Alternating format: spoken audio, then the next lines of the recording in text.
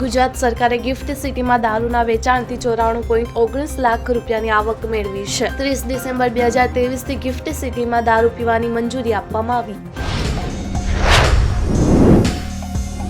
Police commissioner GS માલિકે મહત્વનો નિર્ણય લીધો છે કે 10 થી 12 વર્ષ અગાઉ ક્રાઇમ બ્રાન્ચમાં અલગ અલગ ગુનાઓ સાથે સંકળાયેલા આરોપીઓને રવિવારે ક્રાઇમ બ્રાન્ચ બોલાવીને પૂછપરછ કરવામાં આવશે।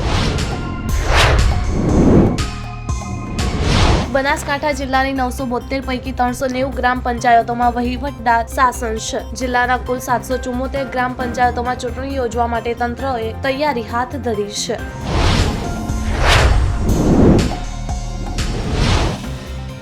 પોસ્ટ ઓફિસની એક યોજના પણ છે જેમાં તમે 2 લાખ રૂપિયા જમા કરાવીને 29,776 રૂપિયાનું નિશ્ચિત વ્યાજ મેળવી શકો છો।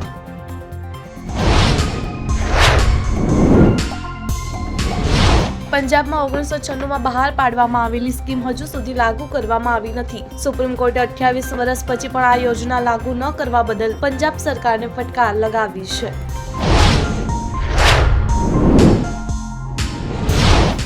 આગામી ગુરુવાર 27મી માર્ચના રોજ સંસદમાં ફિલ્મ છાવાનું વિશેષ સ્ક્રીનિંગ યોજાશે, જેમાં નરેન્દ્ર મોદી, અમિત શાહ, ઘણા કેન્દ્રીય પ્રધાનો અને સંસદના સભ્યો હાજરી આપશે।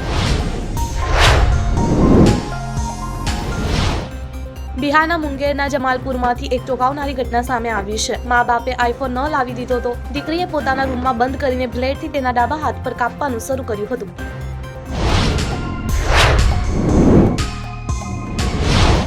કૃણાલ કામરાએ લાંબી પોસ્ટ શેર કરી છે, જેમાં કહેવાયું છે કે જ્યાં સુધી મને ખબર છે, આપણા નેતાઓ અને આપણી રાજકીય વ્યવસ્થાના સર્કસની મજાક ઉડાવવી કાયદાની વિરુદ્ધ નથી।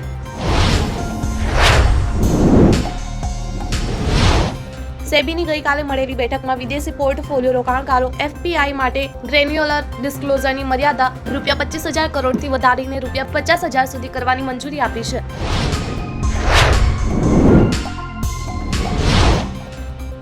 રાહુલ અને તેની પત્ની આથિયા શેટ્ટીના ઘરમાં એક નવો સભ્ય પ્રવેશ્યો છે। રાહુલની ફિલ્મ સ્ટાર પત્ની આથિયા શેટ્ટીએ સોમવારે 24 માર્ચે પુત્રીને જન્મ આપ્યો હતો।